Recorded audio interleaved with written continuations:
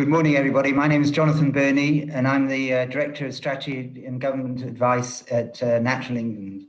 And I'm delighted to welcome you from a cold and crispy Norwich today to today's event to launch the new online green infrastructure mapping database and the tool for local plan making. So welcome, everybody. This event has been jointly organised by Natural England and DEFRA, and we're delighted that so many local planning authorities and other stakeholders have joined us today. We think we've got 1,200 people registered for this event, so I hope you enjoy it. What's going to happen is that we're going to see a demonstration of the new green infrastructure mapping database, which we have developed to help local authorities and other stakeholders to incorporate green infrastructure into placemaking processes.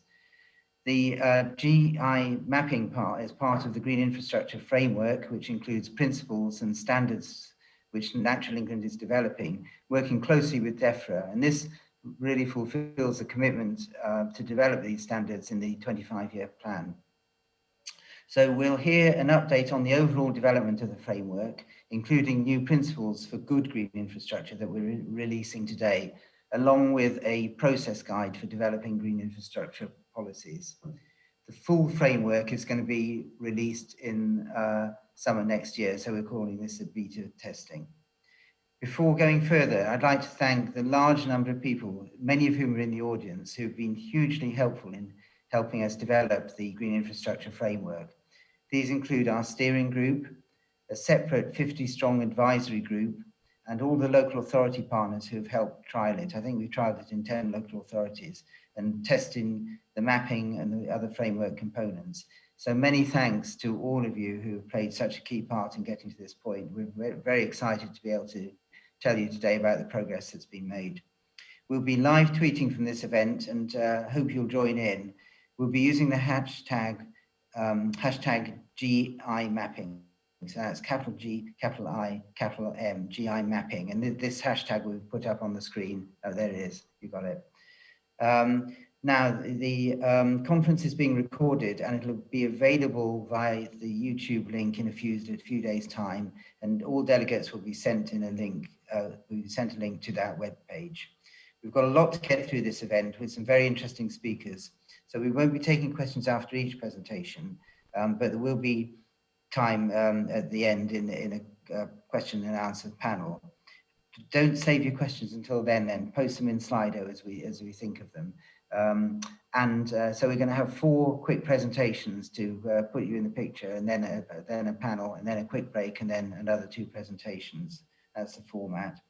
I just want to let you know that in order to minimize the sort of technical risks, but also to get the clarity of the maps as good as possible on this broadcast, that we the panel sessions will be completely live, but we did record the speaker sessions at the back end of last week, but they haven't been broadcast yet, so this is as live. So let's get going. I'd like to introduce our first speaker, who's Alan Law, who's the Deputy Chief Executive of Natural England. And Alan is going to talk about the role of green infrastructure in planning sustainable places. Welcome, Alan. Good morning to everyone, and thank you to Jonathan and the team for giving me the opportunity to speak at today's event, which is on a subject that I care personally about, and which I believe matters to many people across the length and breadth of the country. I'd like to start, if I may, with a couple of contextual references to remind us all why nature, and particularly nature on our doorstep, really matters. Firstly, as everyone will be aware, the world gathered together in Glasgow a few weeks ago to discuss what is now the reality that is climate change, no longer a concept, no longer something that's being talked about for the future, but something that is happening and affecting people now, and that we're locked into for many decades to come.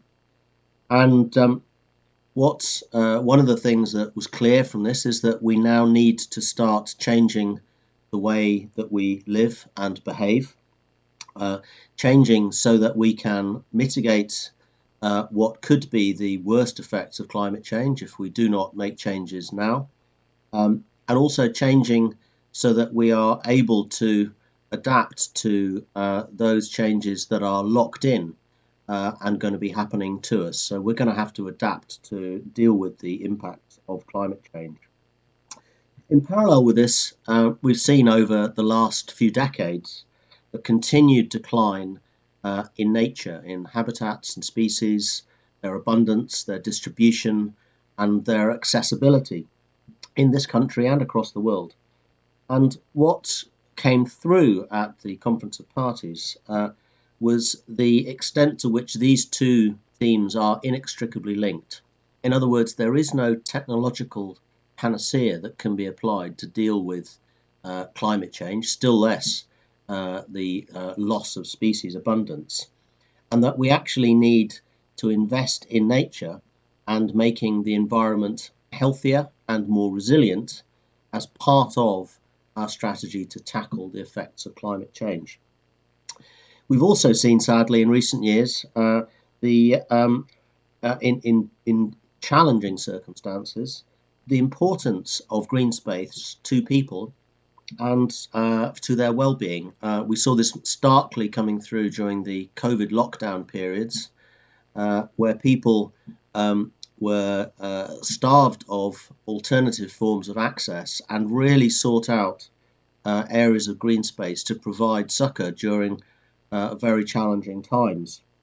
But we know, of course, that the distribution of green spaces across the country is not one that is equal. The demographics show that we've got a high correlation between poor access to green space and health and well-being declines in populations associated with those. So there's a challenge to address the levelling up agenda, the provision of equal opportunities to people across the country. So I've started in a fairly bleak place, but I want to take us out of that because actually I think green infrastructure is one area of the environmental challenge that we can do something about. We can change relatively quickly, relatively easily, and make a difference to people's lives and through improving the environment around them. Green infrastructure isn't a universal answer to the environmental challenges that we face, but it is one part, one means by which we can actually do something positive about it now. So, fortunately, what I've just described in terms of the growing environmental challenge and the need to do something about it is something that is getting increasing recognition on the political agenda. We've seen in recent years the establishment of the 25-year Environment Plan, which is a really progressive, ambitious, forward-looking framework for kickstarting nature recovery in this country. We've seen a real dawning moments, I think, around the Conference of Parties in terms of the scale and nature of the challenge, and particularly the importance of working with nature as part of the solution rather than a reliance on technology for providing all of the answers. We've recently had, in the last week, an Environment Act, a new Environment Act, bringing in new powers for nature conservation. We've got a new department for levelling up with a white paper due to come at some point next year. And we've got a nature green paper, which is due to come sometime fairly shortly, addressing the challenge of meeting some of the new binding targets that are to be delivered by 2030. In short, there's a real sense of the penny dropping and there being real urgency around trying to tackle this important agenda. So, how can green infrastructure help improve our towns and cities? Three simple answers here. So, firstly, think about green spaces through the lens of system health and in broader environmental resilience. So, think about tackling those climate and biodiversity challenges together through looking at wider environmental resilience and how green infrastructure can contribute to that. I think secondly, green infrastructure needs to be looked at through how it can address levelling up health access challenges, so well-being and health, and how it can deal with social inequality. And also, I think green infrastructure should be looked at with a view to how it can contribute to providing an economic stimulus and support regeneration in some of our towns and cities where environmental pressures lead to the need for environmental solutions that have jobs and income associated with. What's Natural England doing about this?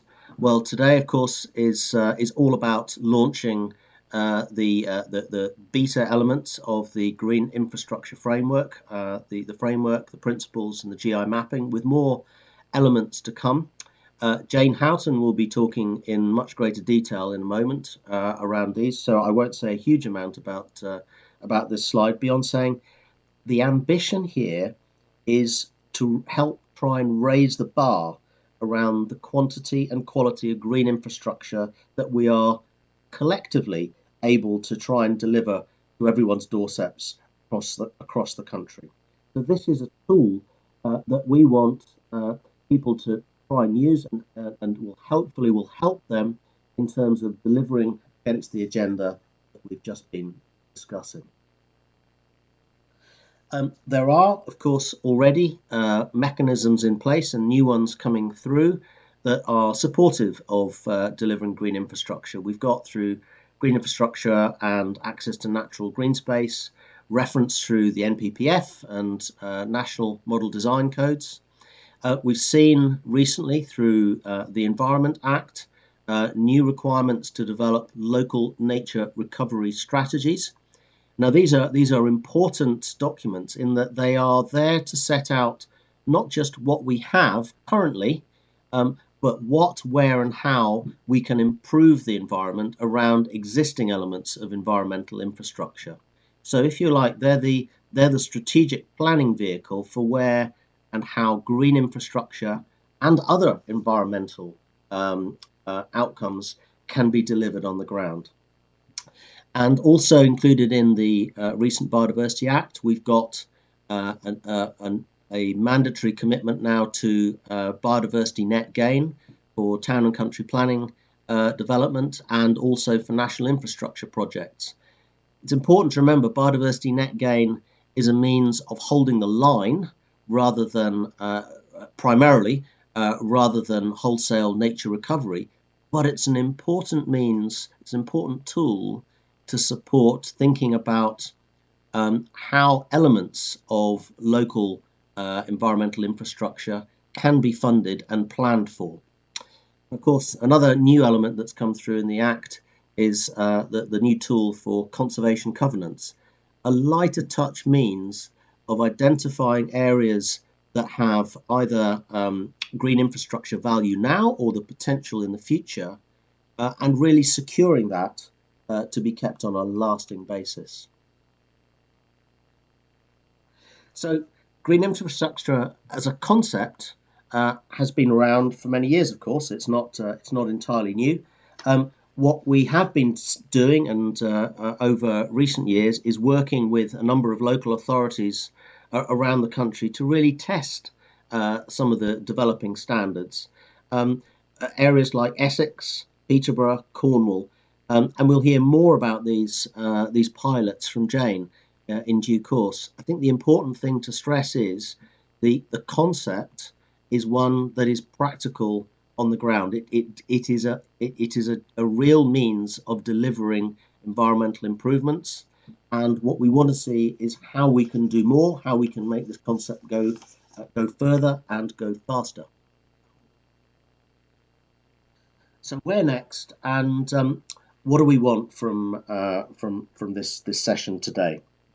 I think the things I would like to emphasize are that the time is now. So we have a real opportunity to transform the approach, to transform places and help people's lives.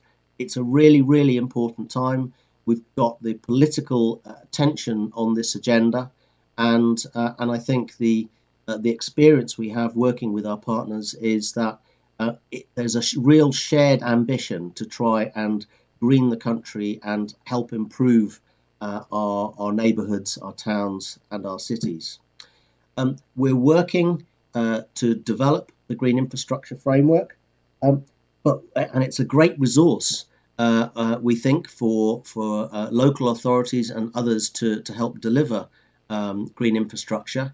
But we need your feedback. We need to know how it works, how it can be refined, and how we can improve it. So please engage with us today. Give us your feedback in terms of how this system is working for you. And we are here ready to help, and we want to continue to support the rollout of this initiative. So I think that's all for me. Many thanks to you all for listening. I'm looking forward to a really great session today. And with that, I'll hand back to Jonathan in the chair. Thank you. Thank you very much, Alan. Much food for thought. We're going to move on now and warmly welcome somebody who's worked tirelessly for green infrastructure over the years. Our next speaker is Jane Houghton, who is project managing Natural England's work to develop the green infrastructure framework, principles and standards for England. Jane's going to introduce the framework and its components now. Many thanks, Jonathan. Hello, everyone, and thank you very much for joining us today. During this presentation, I'm going to talk through the Green Infrastructure Framework and how it can be used to address the challenges that Alan's described. Our work on the GI Framework is delivering a commitment in the government's 25-year Environment Plan, and it aims to help green our towns and cities and improve existing green infrastructure and create more good quality green infrastructure to provide benefits for health, nature, climate and prosperous communities. And we want to help the country through the COVID-19 pandemic through access to good quality GI, focusing on areas with poor access, particularly in areas of multiple deprivation. And we want to mainstream GI as a key infrastructure in creating and maintaining sustainable places. Following the main launch, we'll offer support to local authorities in assessing their GI provision against the framework and its GI standards. And our aim is also for the framework to help local planning authorities and developers meet requirements in the National Planning Policy Framework to consider GI in local plans and in new development. And we want to help other groups such as parks and green space managers and local communities to think more about GI and plan for its creation or improvement. We're working with our cross-government steering group to see how the GI framework can be incorporated into national planning guidance and policy. At the start of this project, we set up an advisory group of over 30 GI stakeholder organisations, and their input and stakeholder engagement has helped to shape the framework. During stage 1, we analysed the pressures and drivers on GI both now and in the future, and undertook evidence reviews and reviews of existing GI standards. We developed draft GI principles working with the contractors shown, and in stage 2 we worked with the same team to review 2 GI standards in more depth. Since summer 2020 we've developed the GI mapping and then trialled and tested the resulting products in 10 areas across England. Our 10 trials locations ranged from city regions to a community and business partnership. Jane Rogers from Essex will talk through their trial as a case study shortly. Overall, the trials confirmed the value of developing a green infrastructure framework, and we've taken on board their very useful sort of detailed feedback and recommendations in developing the products. Alan mentioned that this diagram shows all the components of the GI framework, which will be available online in autumn 2022 through the web pages. And in advance of that, we're launching the components in the green boxes, the GI principles and the GI mapping database today, so that local planning authorities can use them in refreshing their local plans to meet the requirement for up-to-date local plans by December 2023. And David, Martin and Andy will talk through these components later. So focusing on the orange and mauve boxes, these are the components for launch in autumn 2022 following further development and user testing, and we hope that these also will inform the local plan refresh exercises. I'll talk through the GI standards and the GI design guide in a moment.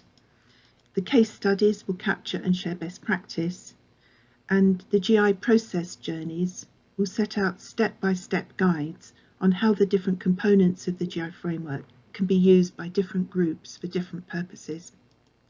Finally, we're developing a monitoring and evaluation plan to capture a GI baseline across England to contribute to reporting on GI for the 25-year environment plan. Moving on to the GI standards themselves.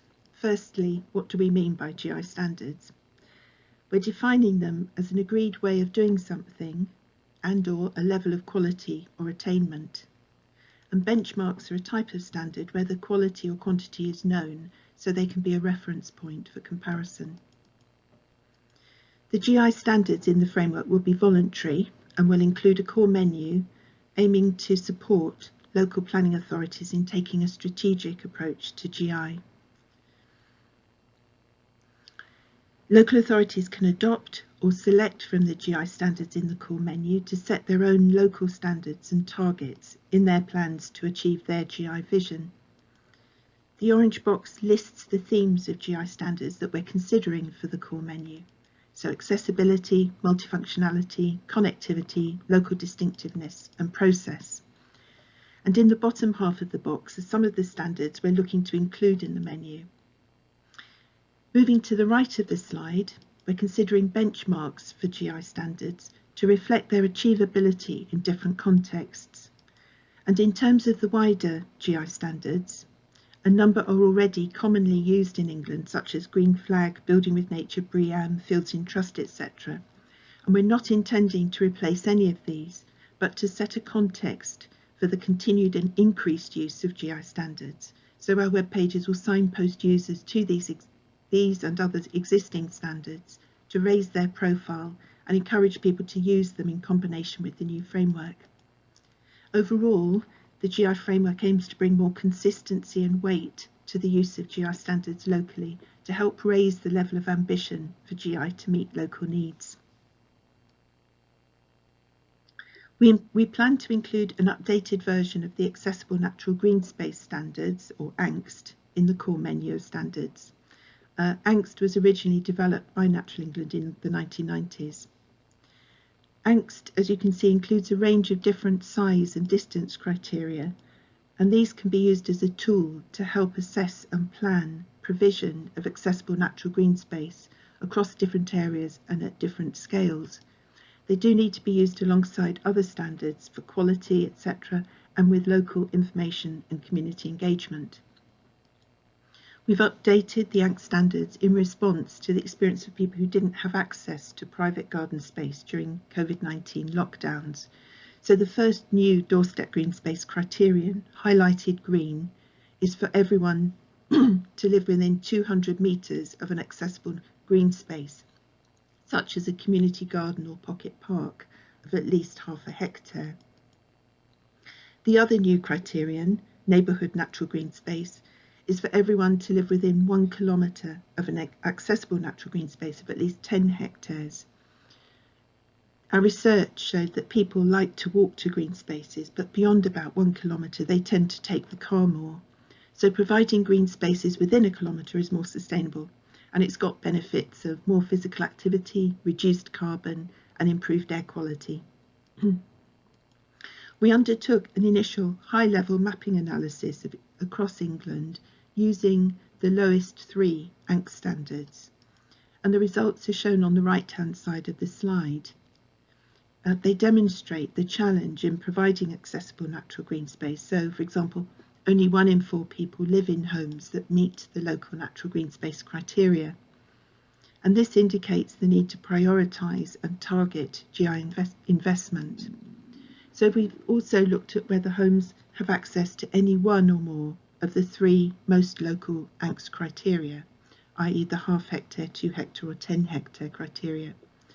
We're calling this the 15-minute walk zone, and nationally 65% of people live within a kilometre of at least 1 green space that meets the one of the three lowest angst criteria. And we undertook a second analysis to further hone priorities, shown on the next slide. We analysed the GI mapping using the angst standards to look at where gaps in accessible natural green space coincided with multiple deprivation and with high population density. The red areas on the map, which is Manchester, show the most deprived neighbourhoods or lower super output areas that also have the least GI access. And in 200 of these areas across England, less than 3% of people live within the 15-minute walk zone. So they don't have access to green infrastructure. So the angst standards can be a useful tool for analysis and assessment of GI provision to help target GI delivery alongside other local information and engagement. Moving on to the urban greening factors, we're developing a model urban greening factor for England with Peter Neal to include in the framework. Urban greening factors are a very simple planning tool to enhance the greening of urban districts, and local authorities can adapt or adopt them in their local plans. We're building on the learning from use of urban greening factors in this country and elsewhere. Urban greening factors are most suited to existing urban areas where there's little biodiversity net gain, and they work by setting out expectations in planning policy of how green a new development should be if it's to secure planning approval, with a particular focus on the function of the green elements provided as well as their quantity. This slide shows an example, the Southampton green space factor, which sets out factors of between 0 and 1 for the various surface cover types. Hard sealed surfaces are given a factor of 0, and the greenest, most natural surfaces, actually not shown on the slide, score 1. A green space factor score for a particular site is calculated by multiplying the area of each surface cover type by the factor assigned to it. The resulting scores are added together, and the result is divided by the overall site area to give an overall green space factor score of between 0 and 1. So local authorities can set different thresholds for their expectations. So for example, 0.3 for commercial development or 0.4 for residential developments. Feedback from local authorities using urban greening factors is that they're a helpful focus for conversations between planners and developers and can lead to increased quality and quantity of GI provision in developments. Moving on now to the the Green Infrastructure Design Guide. This will be an easy to use guide on GI and local design to help planning authorities prepare their own design guides or codes consistent with the National Model Design Code, which of course mentions the GI framework and angst standards. More generally, the GI Design Guide will help stakeholders in designing good GI to deliver different functions and benefits. And it'll pick up on new aspects of the NPPF, such as tree-lined streets, and make links with biodiversity net gain as a GI delivery mechanism. And it'll show how to restore nature linking to the local nature recovery networks. So our next steps. We're further developing and testing the core GI standards and other components with local planning authorities from January to March, and we're seeking wider stakeholder feedback.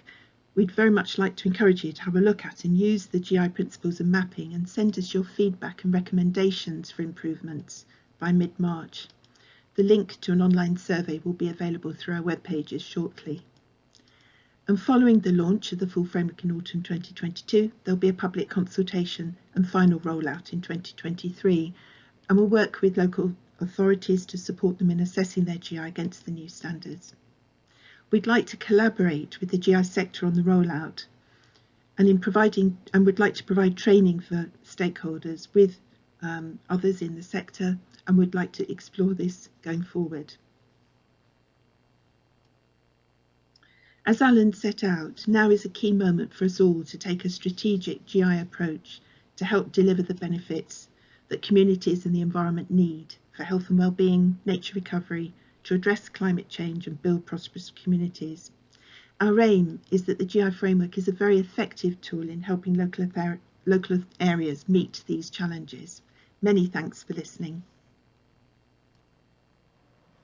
Thank you very much, Jane. It's fascinating to hear all those statistics about usage and distance and so forth. That's really interesting. Thank you very much indeed.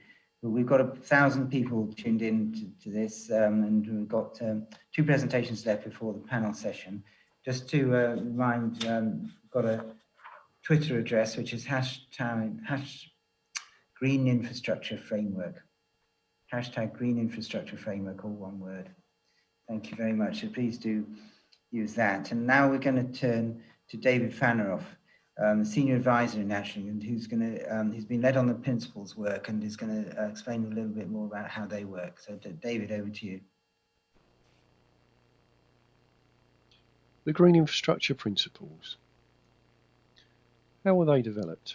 The principles were developed by initially studying other green infrastructure principles, including the early work of practitioners in America and academics such as Monteiro in Portugal.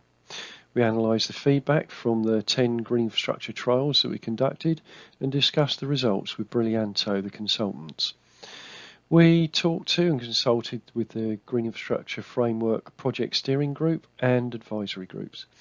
And we held discussions and consultations with Natural England specialists and compared similar documents such as the Building with Nature standards. So what are the Green Infrastructure Principles? They're intended to underpin the Green Infrastructure Framework as a whole. They provide a structured and concise set of subjects for organisations to consider when developing GI policy or aiming to strengthen their delivery. The principles are intended to be flexible enough to be applied in different circumstances, such as urban or rural policy, or proposals for existing or new development. Each principle has a number of components. It has the principle in a sentence, a more detailed description of what the principle is about, what the principle is seeking to achieve at both a strategic level and at a local level, and then government policy guidance and links to relevant evidence. So here we can see the Green Infrastructure Principles in diagrammatic form. So in the centre we have the Y or 5 benefit principles. So GI bringing nature-rich and beautiful places, active and healthy places, thriving and prosperous places, improve water management and places that are resilient to climate change. Then moving round to the right, the brown circles, we have what does good GI look like, or the 5 descriptive principles. So GI should be multifunctional, varied, connected, accessible and respond to local character. Then we have the green circles, or the process principles, or how to do good GI. So we need to have GI delivered through partnership and vision, using the right evidence, planned strategically, using good design, and managed, valued, monitored and evaluated for the long term.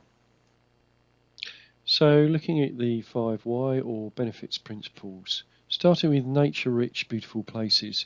So this is where green infrastructure supports nature to recover and thrive everywhere in towns, cities and the countryside. And that includes not only wildlife and habitats, but also geology and soils and our cultural and personal connections with nature. Secondly, active and healthy places, so green infrastructure supporting green roofs, active lifestyles, community cohesion and physical and mental well-being. And this leads to better quality of life, and also green infrastructure helping to mitigate health risks such as urban heat stress, noise pollution, flooding and poor air quality. Thirdly, thriving and prosperous places. This is the economic contribution that GI can make to create and support prosperous communities and adding value by having high quality environments which are attractive to businesses and investors and create green jobs and help drive prosperity and regeneration at a local level.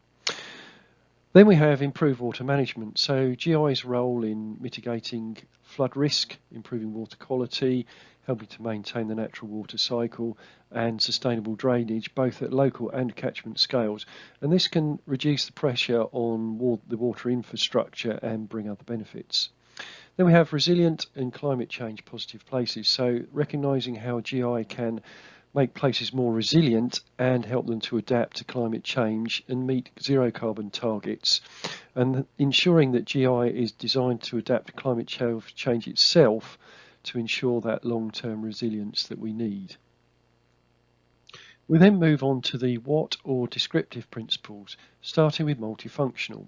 So GI should deliver a range of functions and benefits for people, nature and places, and address specific issues to meet their needs. This is especially important in areas where provision of GI is poor quality or scarce. We then have varied.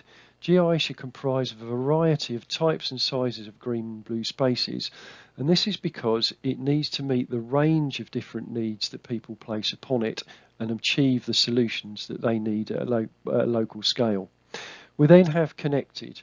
This is about GI functioning as a connected and living network at all scales, both at local, national and regional. And it should be that GI enhances ecological networks and supports ecosystem services so that people can connect it with those benefits. We then have accessible. So GI should create and maintain green livable places that enable people to experience and connect with nature and offer everyone, wherever they live, access to good quality parks, green spaces, recreational walking and cycling routes that are inclusive, safe, welcoming, well managed and accessible for all. And finally, under the what, character. So GI should respond to an area's character and seek to enhance it or restore it where it's degraded.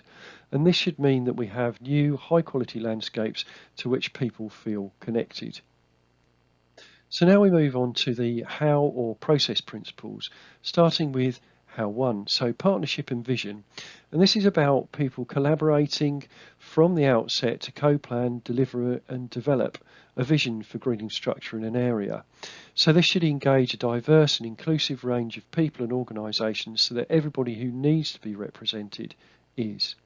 We then need good evidence, scientific evidence and good land use practices to ensure that GI is planned and enhanced how it should be to meet needs. And we need to understand the evidence of the benefits to do that and have the right data on environmental, social and economic needs in an area. We then need to make sure that GI is planned strategically so that it's secured as a key asset in local strategy and policy at all scales, and so it's integrating and mainstreamed into social, environmental and health and economic policy so that places are maintained for the long term for future populations and inequalities in GI provision are addressed.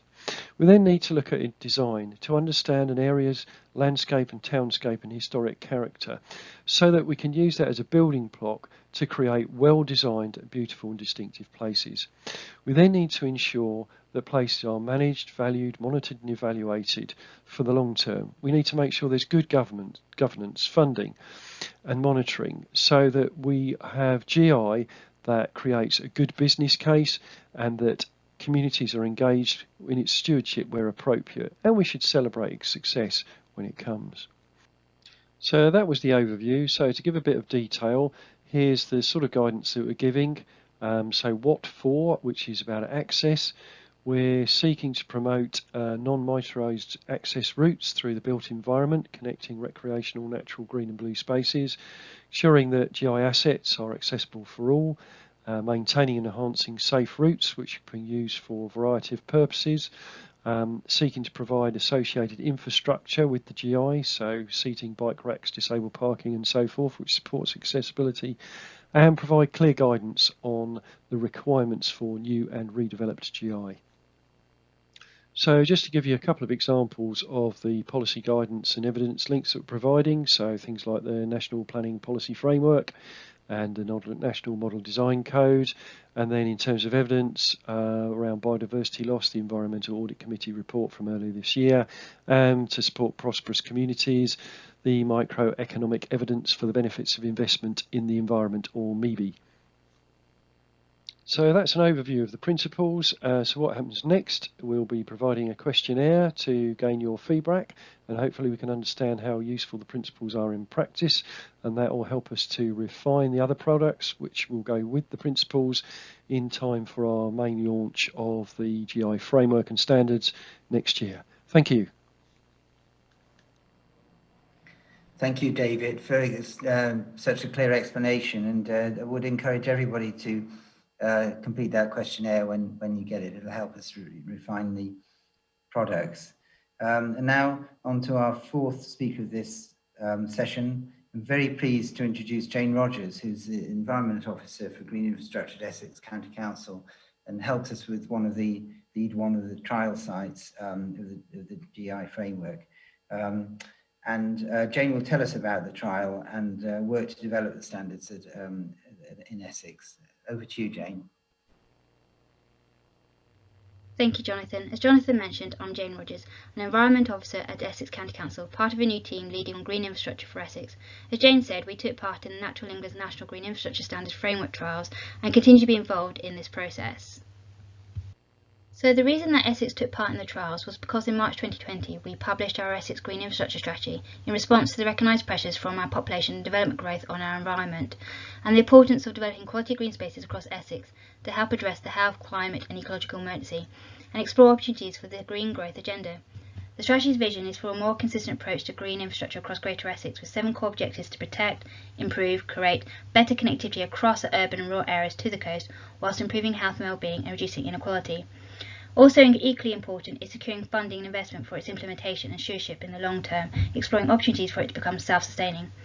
The strategy was awarded Building with Nature Excellent accreditation for our vision to deliver benefits to people and wildlife through the retention, enhancement and creation of multifunctional green and blue features, operating at a range of different scales from the neighbourhood up to the landscape.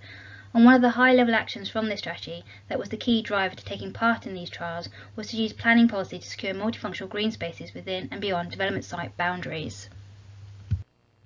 We had already started to review and comment on the green infrastructure aspects within local plans, neighbourhood plans and strategic major planning applications, but felt we needed a more of a structured approach since green infrastructure is not a statutory requirement.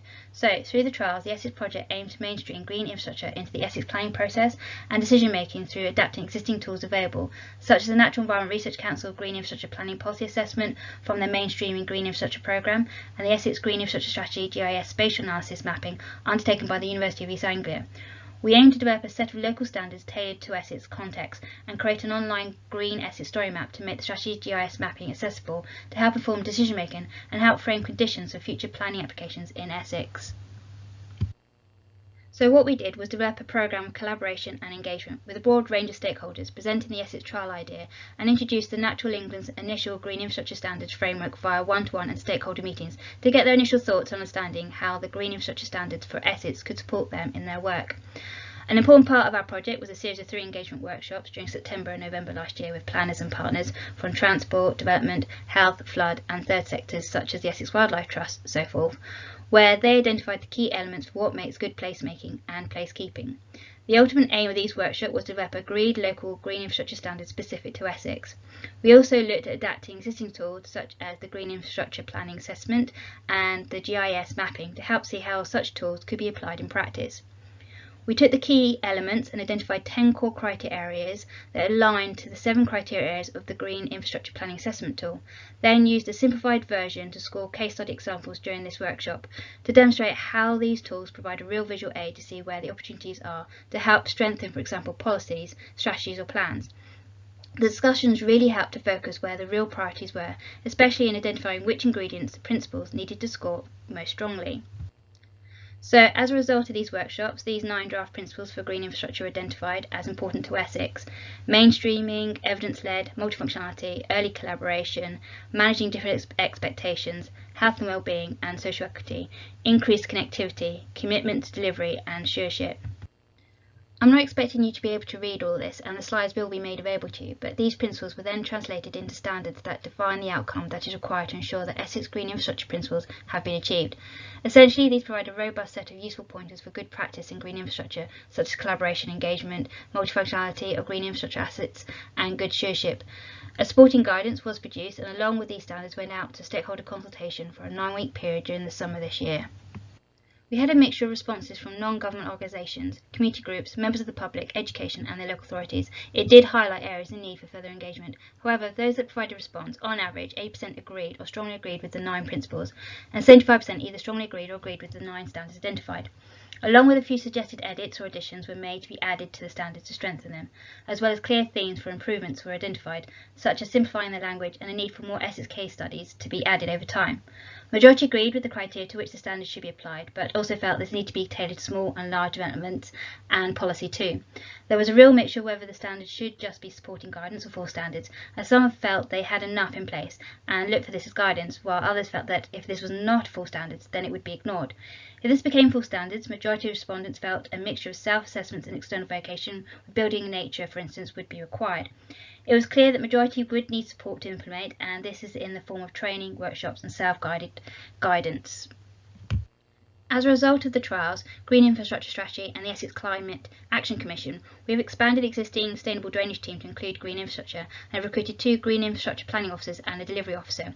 We have drafted planning responses templates and currently in the process of testing this approach and standards with 5 of the local planning authorities, with the aim to officially launch the service and the standards next year.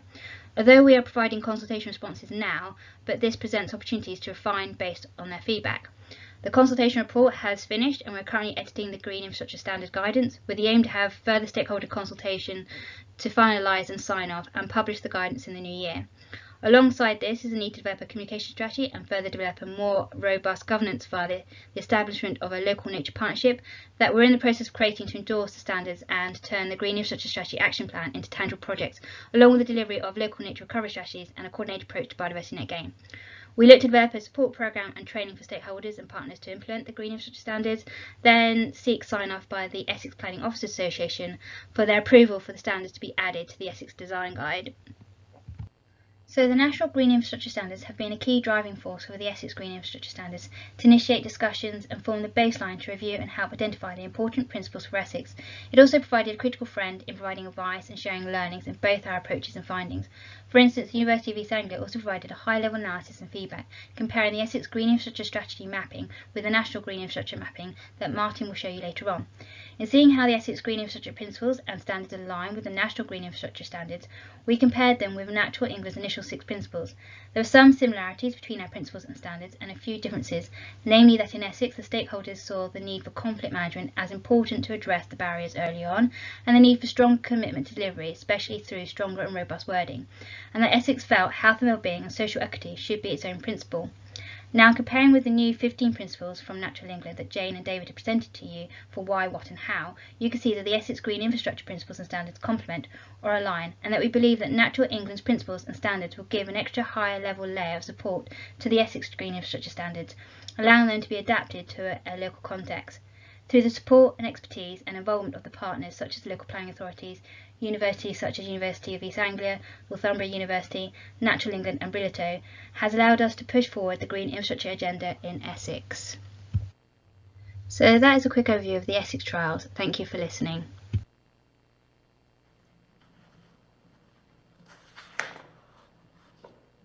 Thank you very much, Jane, and fascinating how you've adapted the Natural England standards to your situation. So now we've got a 15-minute panel session. We've been collecting questions as we've been going along, and we've got the 4 speakers, Alan, Jane Rogers, David Faranoff and Jane Houghton, and we've been joined on the panel by Claire Warburton, who's Natural England's Principal Advisor on Green Infrastructure. So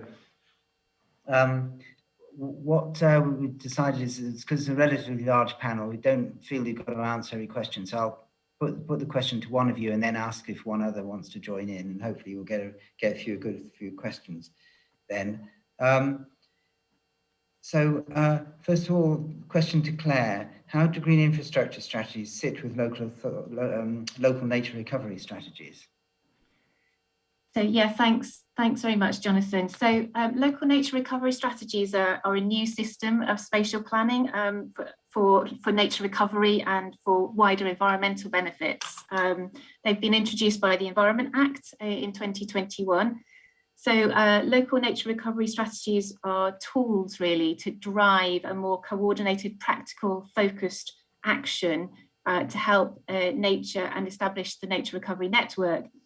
So really, LNRSs will provide that really important sort of shared spatial framework for improving local environments, and they'll need to draw on a range of other sort of relevant plans and strategies, including green infrastructure strategies, it'll be really important as well that they make the link to sort of parks, green space, green infrastructure as part, because those strategies will inform things like biodiversity net gain, where sort of strategically important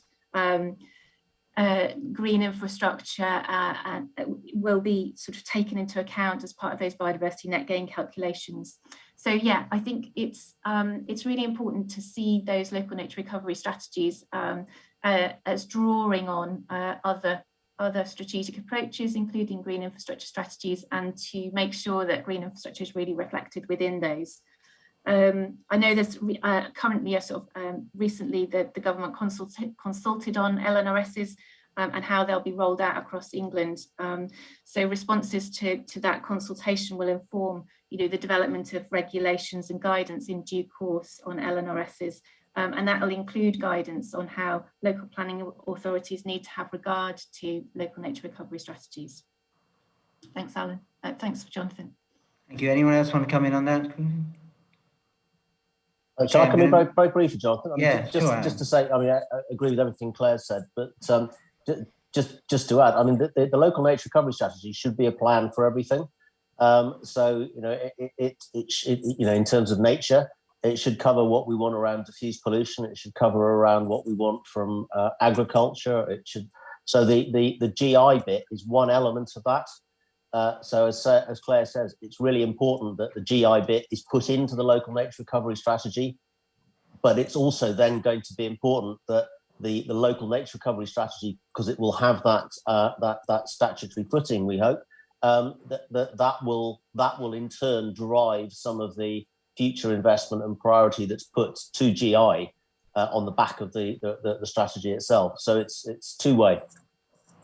Thanks, Alan. I'll move on to the next one now. We've got 27 people who have supported this question. I note the standards are voluntary. How do you see these being implemented without being mandatory, given that many voluntary standards are not implemented by local planning authorities? Jane, do you want to come in on this? And then possibly Claire, Jane Rogers, I was thinking, sorry.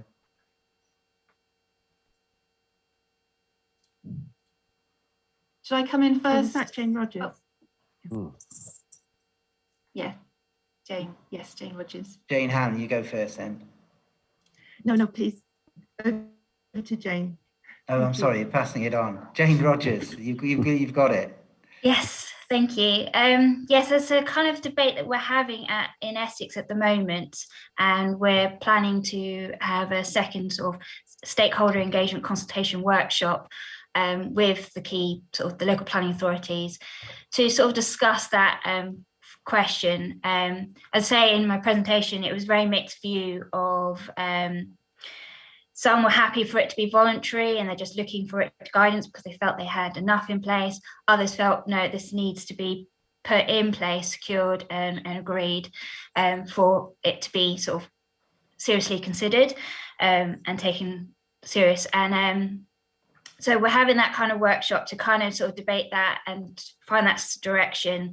But that's one of the things where we're looking to embed it in the Essex Design Guide, which a lot of the local planning authorities have signed up to and signpost to say this is what best practice is for delivering for good design and placemaking, placekeeping.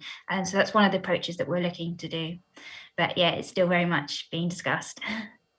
Thank you, Jane. Anyone else want to follow that, come in, add to that?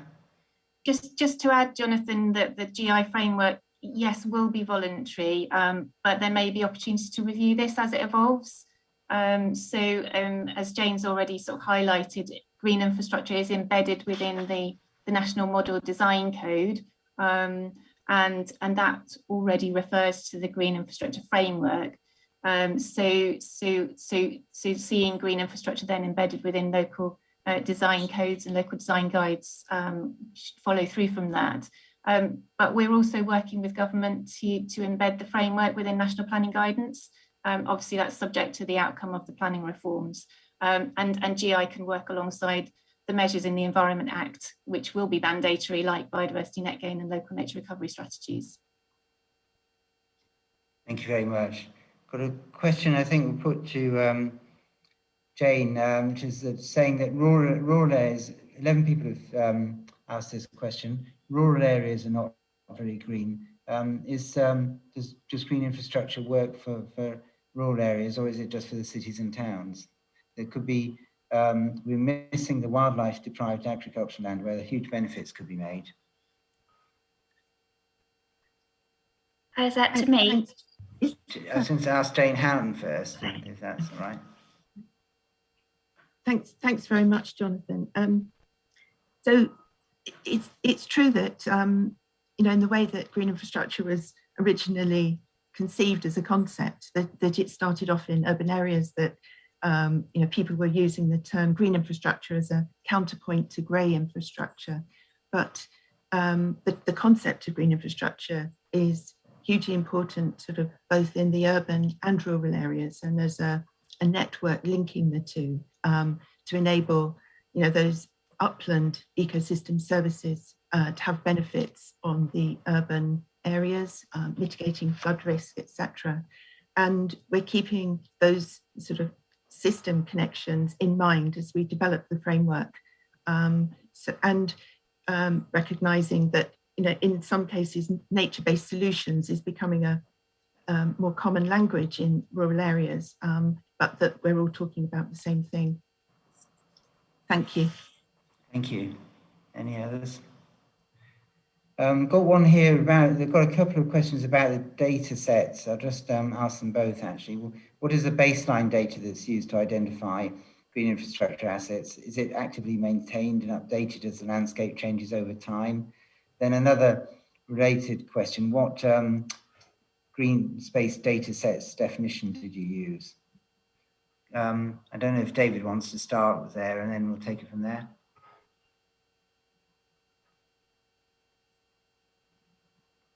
Martin's probably better. Yeah, I think Martin's probably better placed to take this one. Yeah, okay, we'll pick this up on the, and we'll come back to this at the next next panel then. Chris Scaife has asked whether the green infrastructure framework can help deliver sustainable access. Shall I pick that up, Jonathan? Yeah, please, Jane. Yeah, thanks. So sustainable access is one of the key themes running through the framework, and we've picked it up in the green infrastructure principles in terms of creating green routes to support active lifestyles. And of course, we talked about updating the accessible natural green space standard to include a sustainable criteria and promote walking and cycling, reducing air pollution, saving carbon.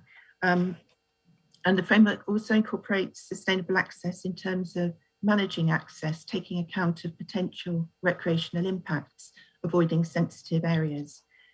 So our design guide will include best practice, both in terms of design of networks of walking and cycling routes, but also managing sites sustainably.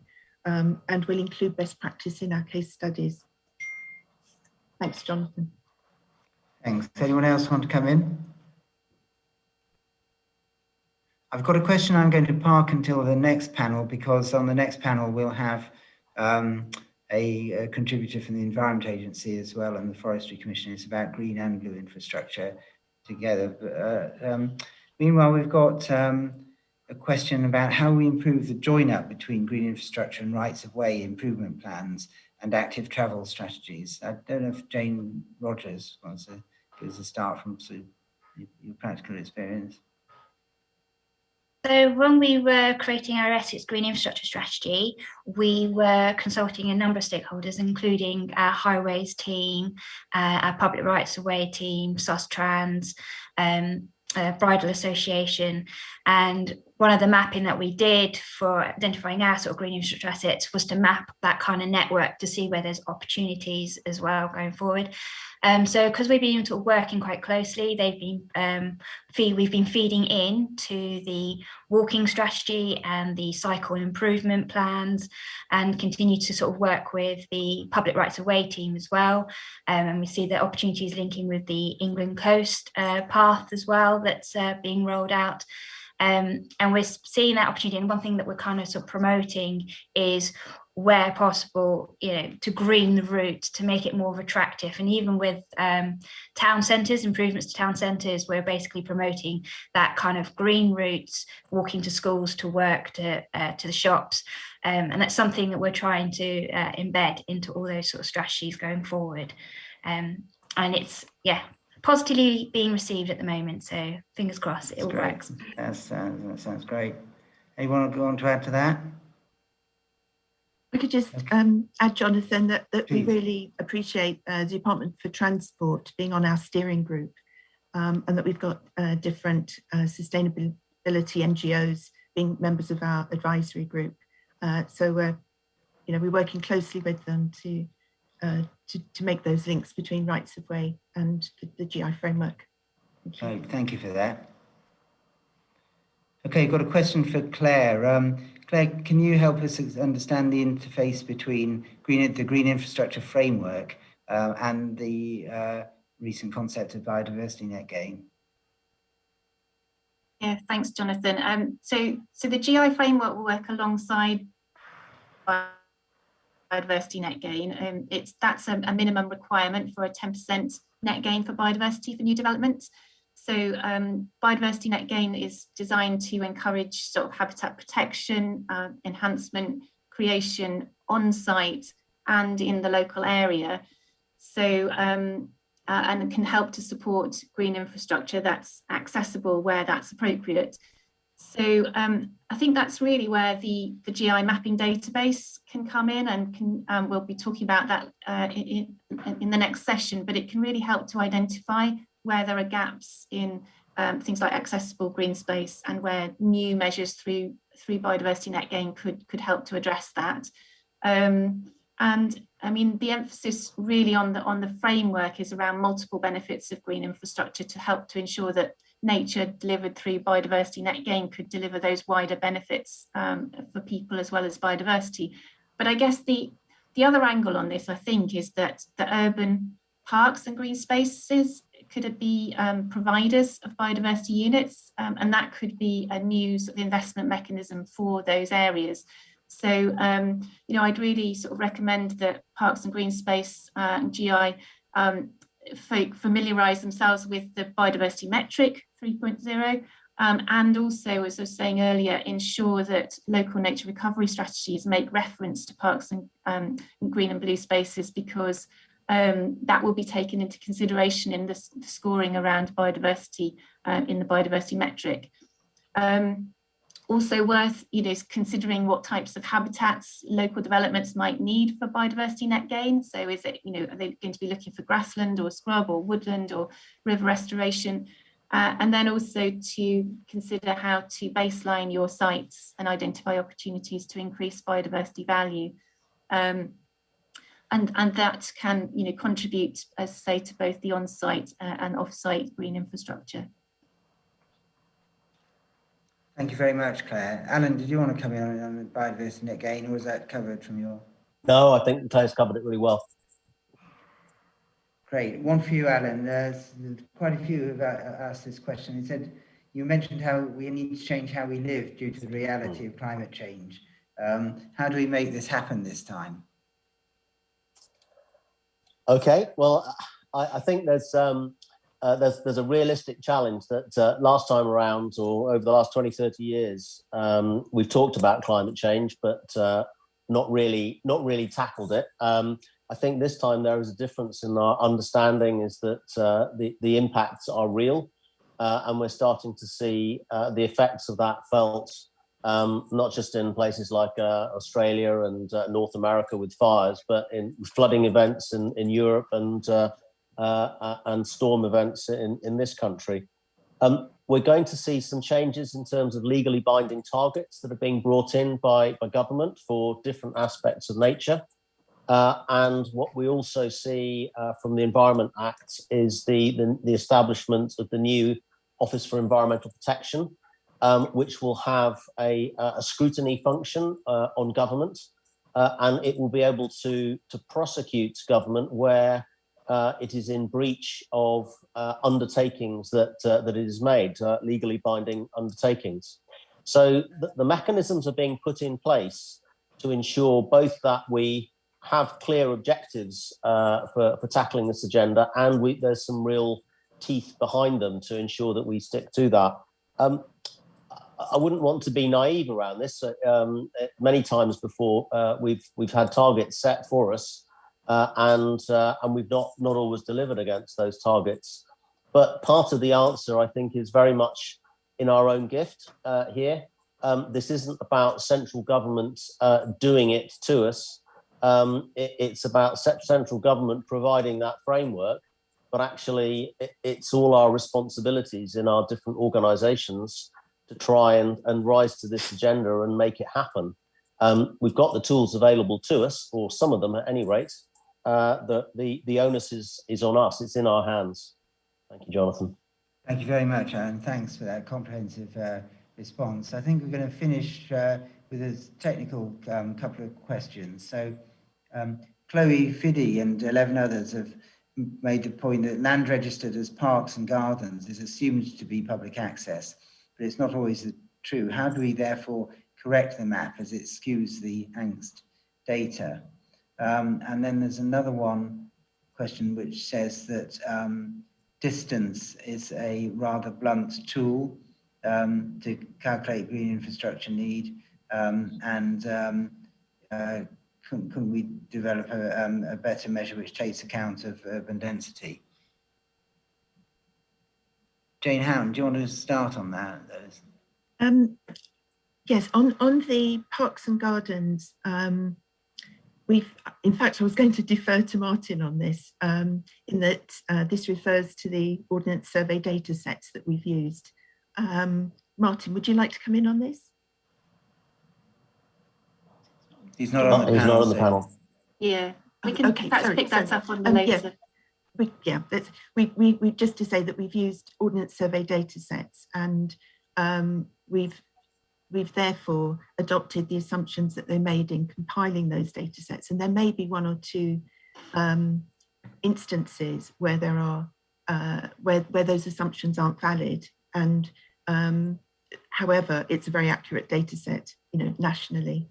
But yes, Martin can pick that up later. Could you repeat the second part of the question, please, Jonathan? Yeah, it's from Ian and 13 others. Distance from green space is a blunt tool. Surely urban densities are a consideration, as seen during COVID and the overcrowding of green infrastructure. Yeah. The accessible natural green space standards and mapping are, we think, a really sort of effective tool at understanding patterns of distribution. And because population density is such a key sort of aspect of access and use of green spaces, our mapping includes population density analysis so that people can see provision against that backdrop of local population density. And we're really promoting that those kinds of analyses are used with local information, community engagement, quality information. So it's part of the picture that can help in a much more sort of rounded exercise of assessment and planning. Thank you, Jane. Thanks for helping us with that. I think I'm going to pause the panel now because we need to move on. So we're going to have a 3-minute break, quick break, and then after which do come back and there will be a demonstration of the mapping tool after the break. So just want to say thank you very much to the panel members. Well done. Okay, have a break now.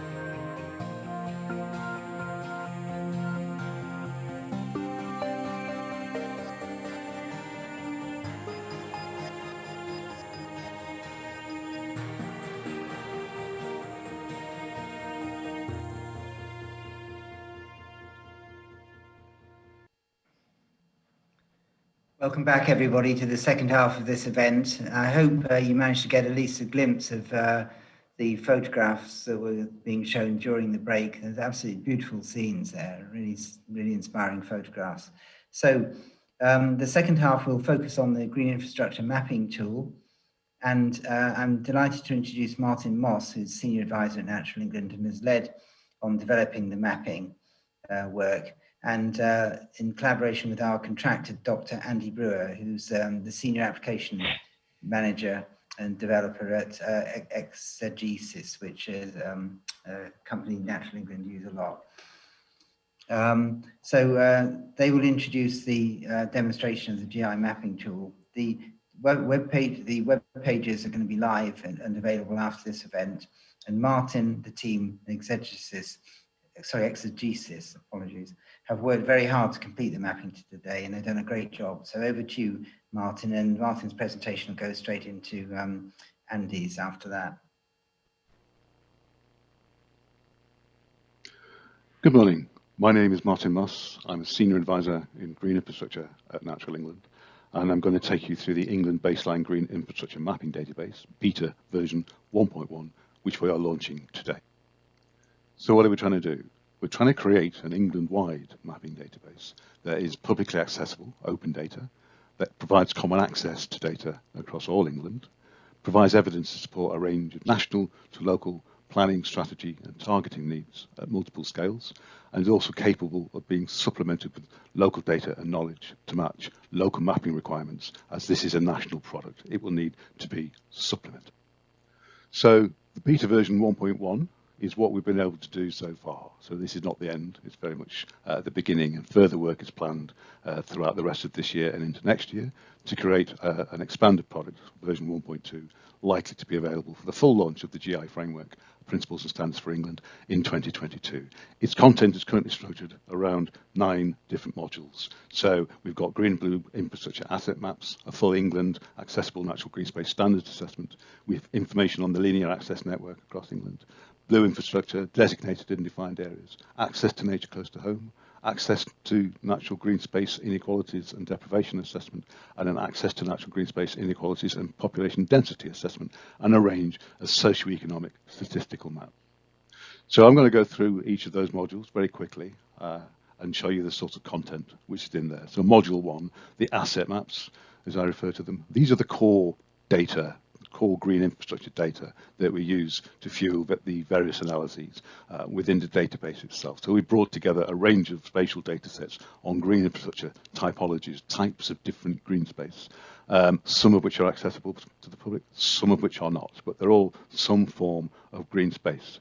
And we've extracted from that various information. So in terms of 1, 2, 3, 4 and 5, we have maps of accessible green spaces. Those are the places provided for public access or over which there is a right of public access. We've done a preliminary assessment looking at access and woodlands. We've developed a greenness grid as a general basic measure of environmental quality across England.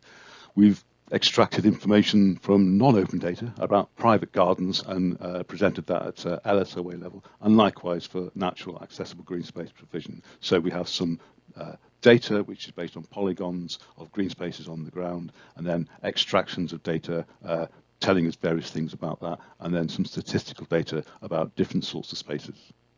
And we have used much of this information to undertake a range of assessments. So the first one is module 2, the England Accessible Natural Green Space Standards Assessment. I believe it's the first time it's been done for all England, and it's the first assessment which has used the now 6 standards, the framework of 6 standards, which make up the natural green space standards themselves. So we have doorstep, local, neighbourhood, wider neighbourhood, district and sub-regional.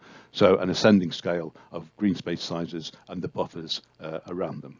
So we can create maps of various different buffers. We can show those places and populations that have proximity to greenness within certain bands of distance and those who do not.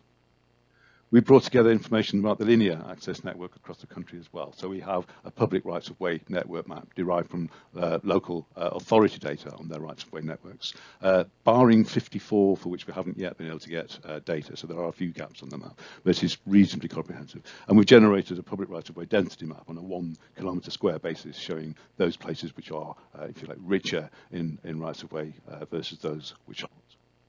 Module 4 brings together information about blue infrastructure. So we're talking about our blue spaces, the water side of the agenda. As we've looked at green spaces, we're also looking at the blue. So there is a blue infrastructure network map bringing together data showing water courses, terrestrial and tidal and water bodies. We've subjected that to an access to water side analysis, asking the question of all the water bodies there are, how many are actually accessible in terms of their water side, how many are therefore in proximity to a right of way or in proximity to a publicly accessible green space. And then we've extracted information from those maps to create area-based statistics. So this one showing us here the total water side length in that LSOA, how much of that is accessible, how much by right of way, and how much by access. Module 5, a range of contextual information, designated and defined areas. No, this is not comprehensive, but we have put in information to show of the spaces that we have in terms of green infrastructure types. Do they correspond with some form of recognised, designated or defined area? For example, for biodiversity or historic landscape or landscape itself, are they SAC, SPA or Ramsar sites? And we've also added in local authority districts to enable navigation and the national character area boundaries as well.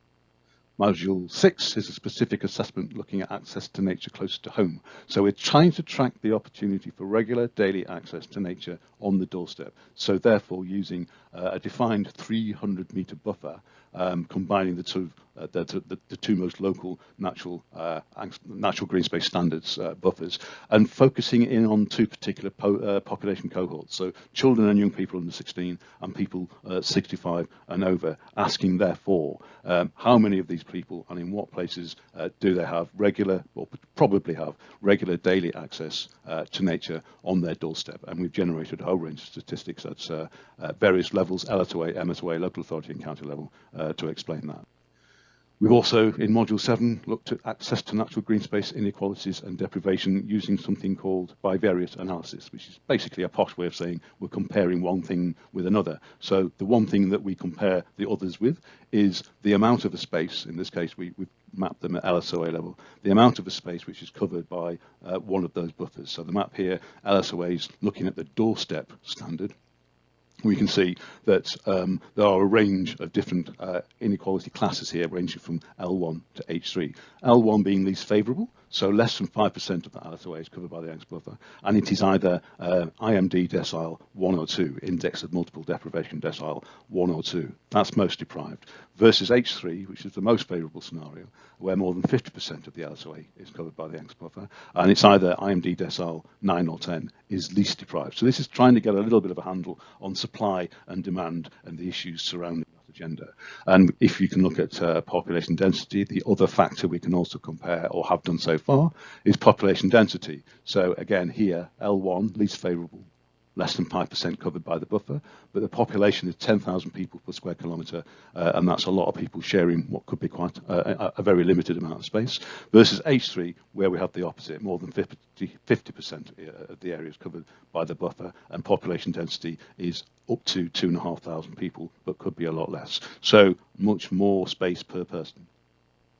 And finally, Module 9, socioeconomic statistics. So we've included statistics including index of multiple deprivation, population data, ethnicity data, health and disability data, and mental health data. So these are all, again, based on the range of scales, LSOA through to county. And if you click on one of those geographies, this is LSOA, up will pop a box giving you basic information. So I think we're in population here. So the population based on 2011, so when new census data comes out in 23, we should be updating this, and we'll see what changes happen. So how to access the mapping data? The mapping data is available as downloadable shapefiles as from today. Links providing access to the downloads can be found by following the link to the metadata on data.gov, our data platform, data download platform. And the link to the metadata is to be found on the Green Infrastructure website and in the mapping portal. The shapefiles are available either as geodatabases or geopackages, and further work to make them available potentially in ArcGIS Online is planned, but we haven't got that far quite yet. So work is underway to load the downloads themselves onto data.gov. That's going to take a few months. It takes a bit of time to get them up there. So the interim measure via our Amazon website account is to enable you to be able to access the data whilst we get it up on data.gov. Future plans, very quickly. This is not the end. This is very much the beginning. In fact, the first step. We intend to use version 1 as a baseline to measure change over time, in plans for the database going forward include proposals for annual updates and corrections. As we find things are wrong, we'll apply fixes, and small data changes will enable us to update various bits and pieces of the database. Periodically, we will need to rerun fairly large assessments to take account of significant data change. So I mentioned the Census 21 data hopefully becoming available in 2023. So all the assessments which use population data will be rerun at that point.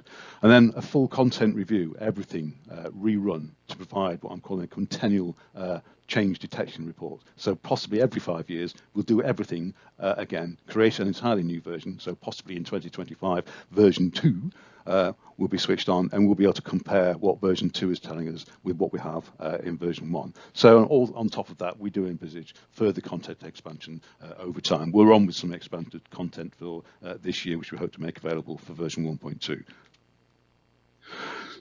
And now, this is an explanation of what's in the database, but what does the site look like? I'm going to hand over to Andy Brewer at Exegesis, who's been very busy developing our sites.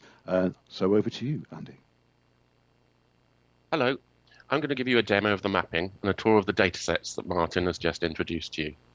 The map sits within the wider GI portal, which includes pages on the GI standards, the principles, and the user guide that have been discussed in previous presentations. The mapping includes all of the publicly accessible datasets that have been used to develop the green infrastructure standards at a national level.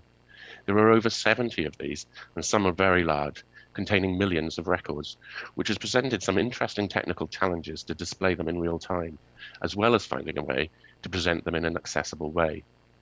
First, I'll introduce you to the basic controls of the map, and then we'll explore the datasets. We have one main map here, but you can customize it to show the information that you need. The map displays various GI datasets as separate layers, and these are organized into thematic groups or modules that Martin has just described.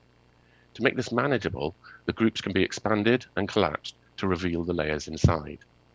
Behind the scenes, these layers may be combining datasets or presenting different aspects of the same dataset using different colors, which I'll show you very soon. You switch on datasets by clicking on the layer name.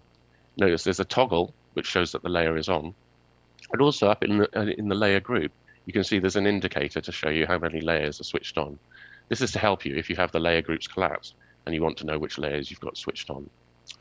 When you switch on a layer, it's often accompanied by a legend. This legend for the Accessible Natural Green Space Standards profile indicates the numbers of buffers met. The light green areas are a small number of buffers met, and the dark green areas are a large number of buffers met. When you switch on different layers, they're actually stacked on top of each other. So we've also provided an opacity tool, which will help you to see layers underneath each other and also to see the background. And you use the opacity tool just by dragging this slider here. Every layer has some metadata, and you can see this by clicking on the small I button to the right. And this gives you a short description of the dataset, so you know what it is, but of course there's a full description in the user guide. I'll just switch these off. When you switch some layers on, you'll notice that you'll get an eye icon to the right of the layer. This indicates that you have to zoom in order to see the detail. The reason for this is that some of these layers contain many millions of records, and so for performance considerations, they're not switched on at this scale. Also, if you were to view the map at this scale, you'd find it would be unintelligible.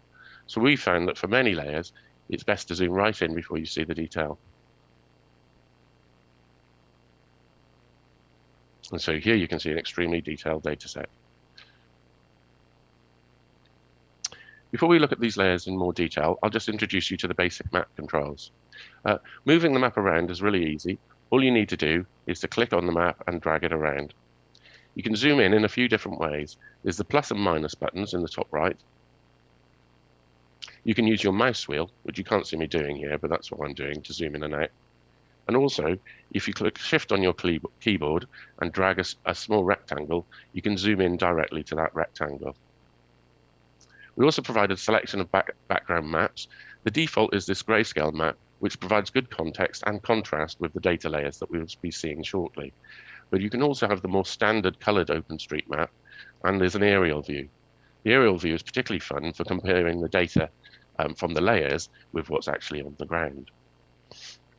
If you switch lots of layers on and you get a little bit lost, you can just click this Reset Layers button, and that will restore the map to all the layers off. We have a few other ways that you can navigate around on the map. First of all, we've got the postcode search. So you can just type in all or part of a postcode and zoom to that. So here we are visiting Margate.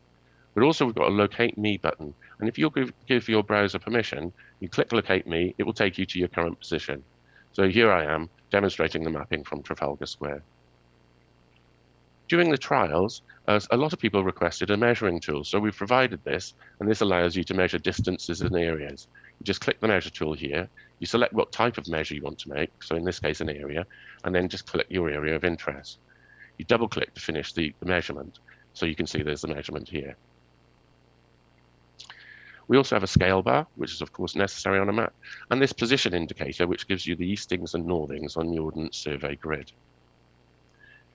Okay, now we'll explore the different thematic groups and look at some of the layers.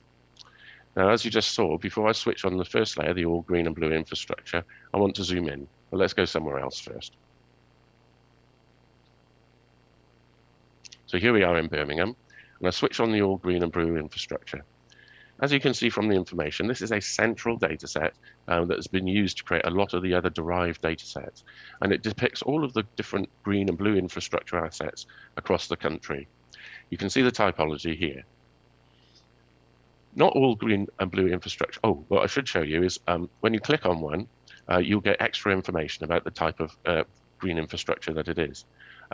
Due to the nature of the data, sometimes polygons will actually overlap each other, and where they do, you get these little arrow buttons to show all of the things that you've clicked on. Not all green and blue infrastructure has been deemed accessible, and so there's an accompanying layer which shows you the accessible green and blue infrastructure assets. And you can switch this on and off to highlight those accessible assets. Taken from the green infrastructure dataset is the woodlands and access dataset. And what this is all of the woodland typology from the green and blue infrastructure dataset with color coding to give an estimate of their accessibility. The purple woodlands are not accessible, the green woodlands are deemed accessible, and the yellow woodlands are deemed linearly accessible, which means that they're close to a public right-of-way. Another interesting data set we've got is the greenness grid, and I'll turn on the aerial map again to see this. The greenness grid is a 250-metre square grid with the percentage of the land that is man-made. Again, using the opacity slider or just toggling the layer will help you to orient yourself. Now notice that this is at such a resolution that even within built-up areas, you can see some of the undeveloped areas in the lighter blue. Okay, that's enough of the base data set. Now we'll move on to the green infrastructure standards. So I'll just do the map.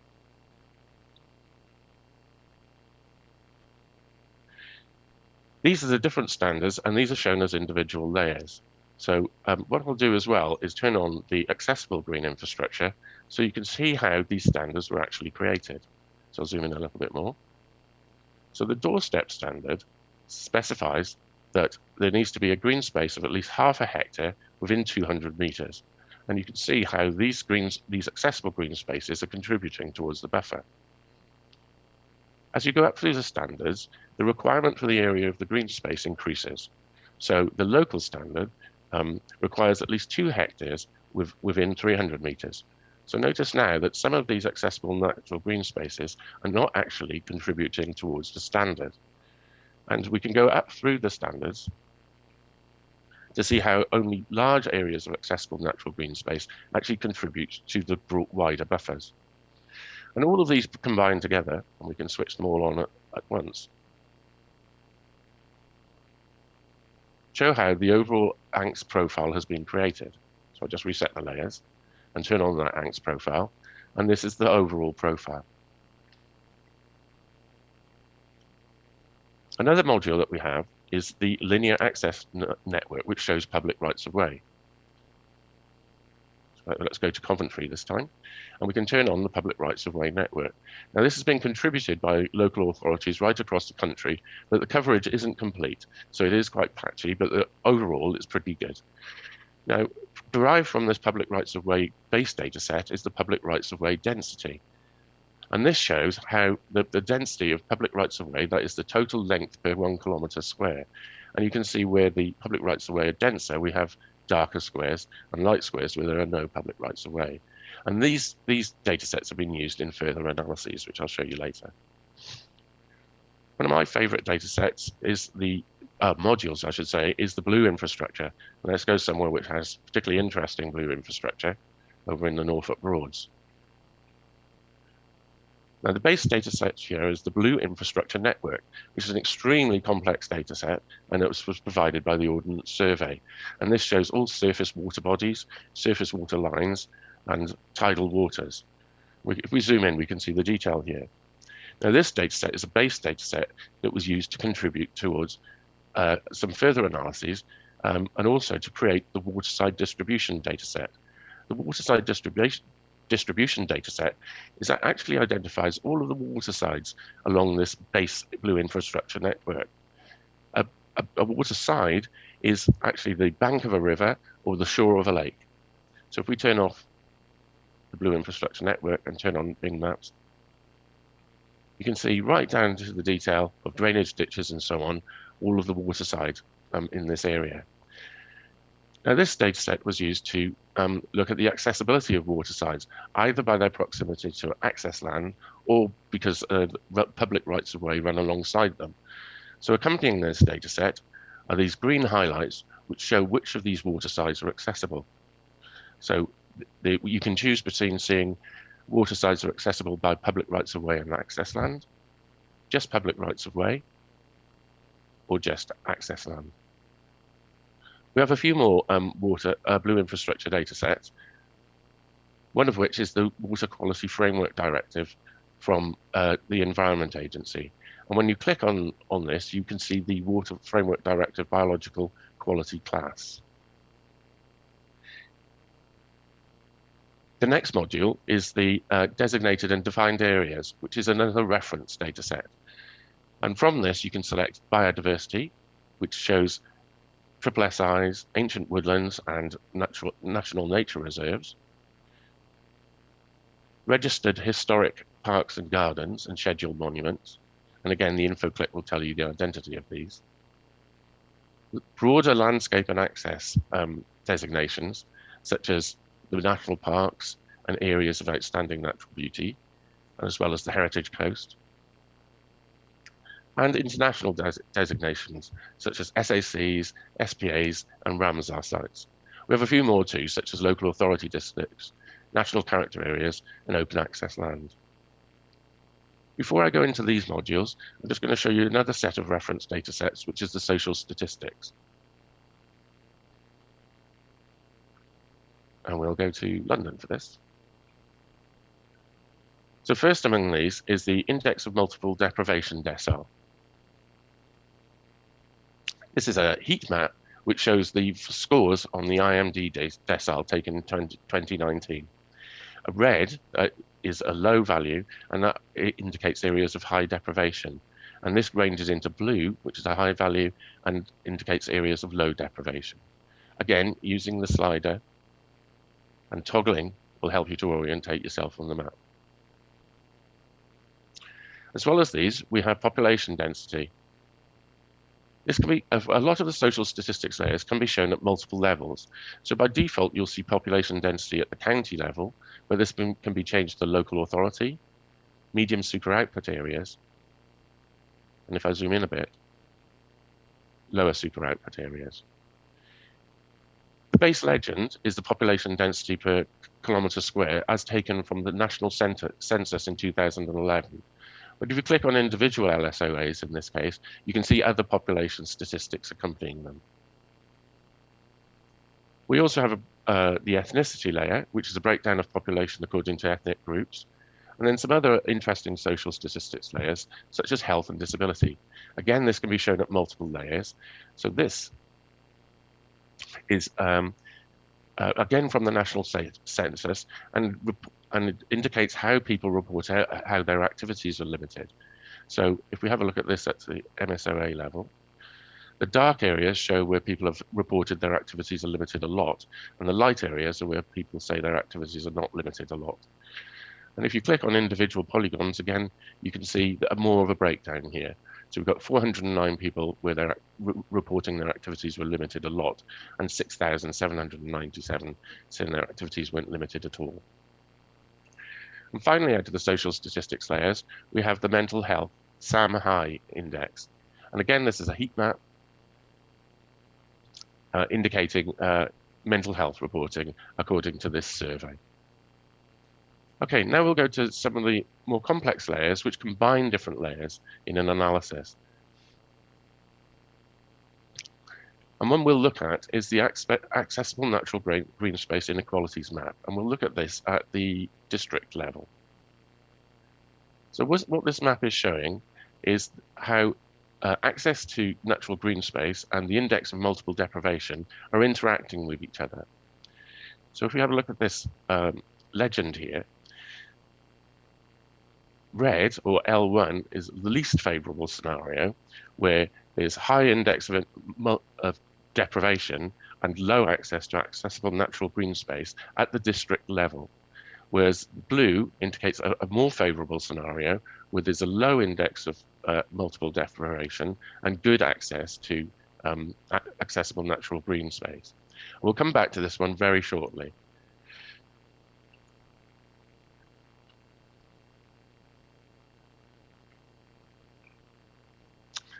So we've got a lot of layers here, and when you know your way around the map, it's quite interesting to switch on different ones and to compare them thematically.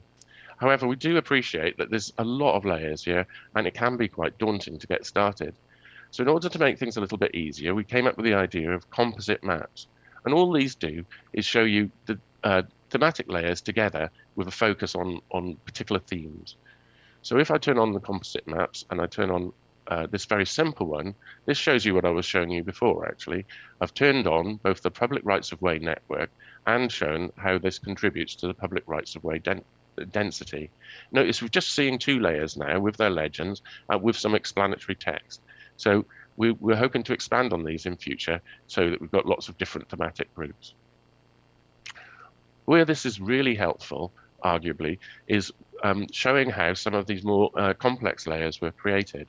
So we were just looking at the LSOA deprivation inequalities, the index of multiple deprivation against buffers. So when I switch on this layer, what this layer is doing is showing really how this layer was actually created.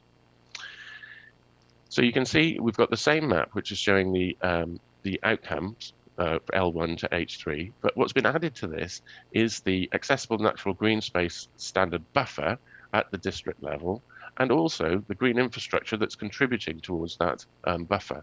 So now you can see how the buffers interact with the LSOAs to produce the final map. You can see this area of high deprivation has low access to accessible natural green space because it's outside of this buffer at the district level. And these serve as really good little shortcuts, because now we can have a look at how the effect of the buffers changes depending on the size of the buffer. So you can see, obviously, at the doorstep level, is a lot less influence of the accessible natural green space on the layer. Okay, let's go back to the start and reset our map.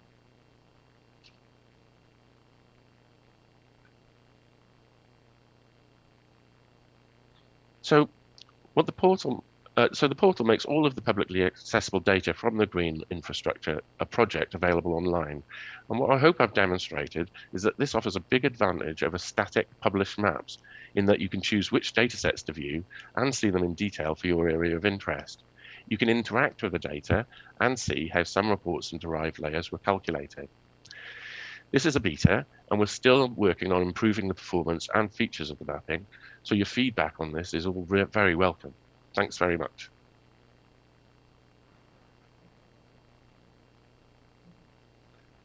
Thank you very much, Andy. That's exciting stuff. We're going to have a second panel session now, and so I've got lots of questions coming through, and it's a big panel, so I'll try and get around everybody. But basically, we've got the 6 speakers that we've had so far. Plus, I'd like to especially welcome Damien Crilly, who's the Manager of Strategic Catchment Partnerships for the Environment Agency, and Tina Shilato, the Acting Principal Advisor for Social Forestry at the Forestry Commission. So welcome to you both. And I'll try and highlight who I think is best to answer the questions. But if you get the ball thrown to you and you don't like it, throw it back to me. Okay. So one, I think, yeah, one to start with to Jane.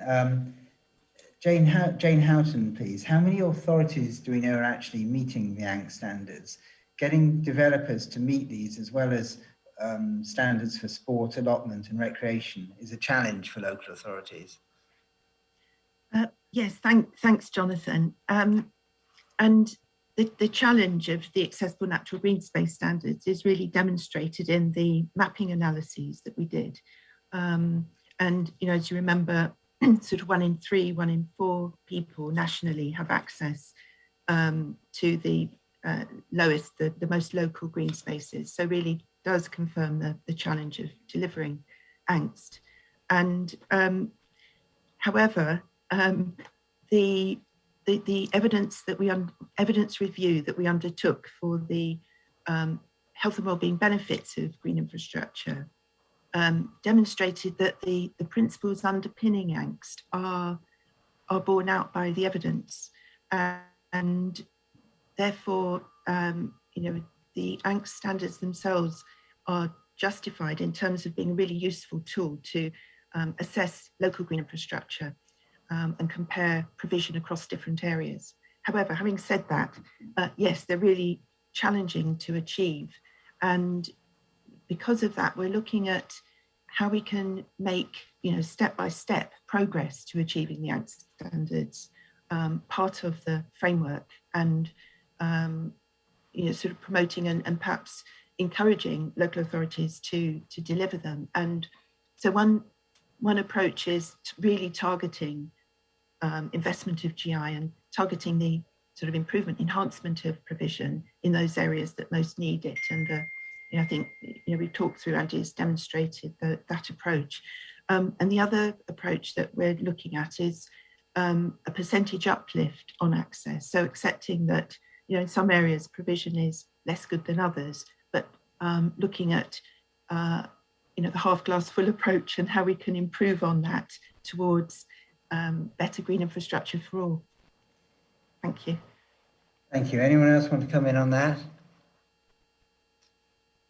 Okay, Damien, we had a question, it's come up a couple of times about green and blue infrastructure, and I wondered if you wanted to say anything about that. One of the questions in the last sessions we parked was, are they integral parts of the same thing, or do we treat them separately, or, you know, how do we take account of blue infrastructure? Thank you, Jonathan. Yes, green infrastructure has been used as an overarching term that incorporates both green and blue, and blue infrastructure featured large as a principle for improved water management in the standards within the framework. And as you've seen from the 2 previous presentations by Martin and Andy, that the blue infrastructure data sets have been featured large in the development of the tool from Ordnance Survey and the Environment Agency, so that they're very much an integral part. Thank you. Yeah, excellent. Thank you. I'd like to ask the next question to Jane Rogers, possibly, or otherwise Claire maybe would come in. It's interesting when it's been mentioned that lots of local planning authorities have already got the local plans to the submission regulation 19 stage. How have we implemented green infrastructure in those plans? So in Essex, we have 12 local planning authorities as well as 2 unitaries, and they are all at various stages of their local plans. Some are very near to adoption, some are very at the very early stages. So those at the early stages is also a great opportunity to, start looking to embed green infrastructure within those local plans. Those are in different stages. We've basically been having discussions with the local planning authorities, attending their meetings, having one-to-one, just to kind of get in that discussion, get in thinking, because as we know with the sort of local plan process, as soon as it's adopted, you pretty much almost the cycle review begins again. So it's trying to get that sort of thinking. There's opportunities within the supplementary planning documents. Some are creating their green infrastructure strategy. So again, opportunities feeding into that. And then, as I mentioned, we're looking to embed into the Essex Design Guide, which a lot of the local plans already signpost to. So it's another way in there to signpost what good practice is. And then also the green infrastructure standards are forming the basis of our green infrastructure planning consultation team that we have. We're starting to respond to planning applications. So our Essex Green Infrastructure Standards and the sort of framework is basically that principles to our response. So we're already starting to sort of filter that in within the planning applications process. But it's going to be a long process. We know that it's key working with the local planning authorities. Hopefully that through working with them, we'll learn how to sort of strengthen the GI standards going forward, and also how we can help them strengthen their local plan policies. So it's a joint working long journey. Thank you, that's really a comprehensive answer. Thank you very much. One for Alan. There's been lots of, been lots of questions about funding, including how green infrastructure elements and public rights of way are maintained and promoted. How is it possible to make this sustainable in the long term? Okay, so I think this question could be applied to most aspects of the environment and conservation. We've currently got a mix of public and private funding delivering nature conservation in its various forms. And we can see that there's a squeeze on the public purse, and we're going to need to move on to better access private funding, and indeed in the future to access green finance markets. So in the short term, I think we need the states to continue to fund the development of plans and strategies. Now, there are a range of new plans and strategies required under the Environment Act. And in the recent spending review, additional monies were provided or have been provided. They're in the process of business planning, but they're available for Natural England and for local authorities in relation to some of the new burdens that local authorities are picking up under the Environment Act to work on things like local nature recovery strategies, biodiversity net gain, etc. So the public purse needs to do that. I don't think anybody else is going to come provide those kind of strategic plans. The delivery end, though, there are funds currently available to deliver habitats. So there are things like the Nature for Climate Fund, which is £600 million for tree planting, establishment of woodlands, and a significant slug of that is available for urban and peri-urban expenditure. We've got a new fund in DLUC for levelling up parks. We've got monies that are already coming through from licensing activities. So district level licensing generates money for pond creation, which is there for a 30-year term, and biodiversity net gain will do likewise. But those are not going to provide all of the sums. So broader engagement around planning gain will be required. And as I say, over the medium term, we're going to need to start to establish green markets for some of the ecosystem services that this green infrastructure provides, to provide a way for the benefits that society and the economy gains to recycle and get money to provide that infrastructure in the first place. Thanks, Jonathan. Thank you very much, Alan. Anyone else want to come in on this? Yeah, if I can just add to that, I think it's also important to note how the way government is funding things is changing as well. Yes, we are looking at a lot more towards partnership funding, so working in partnership with private sector, public sector, third sector, and bringing together those packages of funding and resources that can deliver green infrastructure.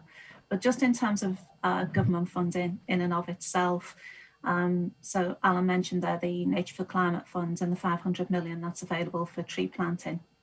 It's not just about tree planting in that fund. It is about providing those broader benefits, including things like access, biodiversity, flood management and things like that. So we are looking a lot more multifunctionally at the way we fund things and what we fund. So it is taking almost like this green infrastructure approach to what we do. And of course, it's also about making sure that we fund in the right way as well. So it's about funding in rural areas in a way that is appropriate for those rural landscapes, those rural communities and so on. And also about funding appropriately in urban areas. So maybe more about street trees than about, large scale woodland provision. But again, making sure that, we're doing the right thing in the right place and we're delivering multiple benefits for that. I think that's really important to note as well. Thanks. Thank you very much, Tina. There's a related question coming, which I'm going to ask if David wants to contribute to, but Tina, you may have an option on this as well. So it's a question from Paul, supported by numerous others, commenting on the lack of discussion about the role of community interests in green infrastructure. How can responsibilities be devolved to ensure that community interests needs are met in the provision of green infrastructure? David, do you want to go this first? Yeah. Yeah, so we looked at this quite closely when we were looking at developing the principles. And principle how one is about partnership and vision. And what we're really promoting is that inclusive approach where communities really do get involved in the planning of GI at a local level so that they can be fully engaged with the practitioners and other stakeholders, fund managers and so forth, so their voice gets heard. Easier said than done, but we are going to be working on this. We're developing what we're calling process journeys, which are how to put the principles into practice. And we're particularly looking at one where we're working on neighbourhood planning. And in one of the trials, we worked with Birmingham and they very helpfully started to work together on how to develop a process journey for neighbourhood planning. And we're talking to locality organisation that supports neighbourhood planning on how to develop that further so that we can really get communities much more engaged in the green infrastructure process. Thank you. Thank you, that's all very clear. Does anyone else want to come in on this one? Jonathan, if I may. Yeah, Tina first, please. Thank you. Yeah, I think I think reflecting the discussions that we've had in the development of the framework so far across the steering group and across the advisory group, and and I think our experience in our individual roles and bringing that together to contribute to the development of the framework. I think we all know from bitter experience if you don't have the community on side, these things are not going to work. We're not going to be able to deliver. We, as in the Royal Way, are not going to be able to deliver good quality, multifunctional green infrastructure in the right place that communities want if we don't have communities on side. So it's an absolutely fundamental piece of what we're doing, I think. And things like, again, going back to the Nature for Climate Fund and the funding that's available for community forests across England, I think just really cements and demonstrates that we are very much committed to community engagement and community involvement and ultimately community management of these really critical resources.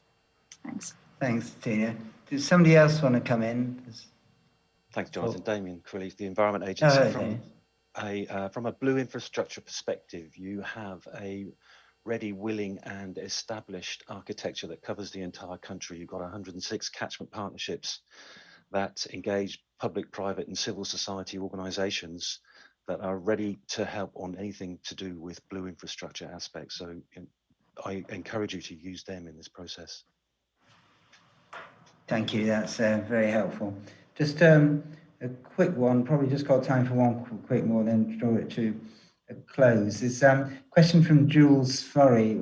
Has there been an assessment made of the required skills in the workforce to deliver the green infrastructure framework? Jane, I don't know if you can help us with that. Thanks, Jonathan.